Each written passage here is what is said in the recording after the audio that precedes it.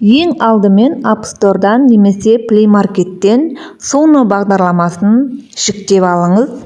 Жүктеп алғаннан кейін ішіне тіркеліп, создать батырмасын басамыз.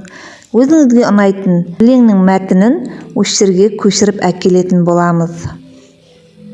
Мысалы, отан туралы әнді жүктеп қойдым. Бұл бағдарлама, Sono бағдарламасы өлеңді реттеп шығаратын болады.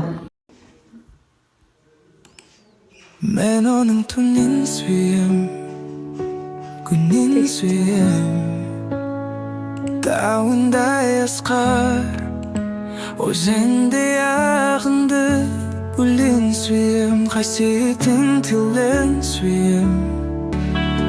Бәрінен биік табиғаттың әр гүлін тыңдайды жүрек. Жаным менің кеудемді жарып шық, бос торғайдай шырылдап оған айтарым бақыт мекені мәңгі жап-жасылым. Осылай етіп шығарып береді. Енді бұны қайда сақтаймыз? Библиотека деген бөлімнен сақтап алып, ары қарай айтсаңыздар болады.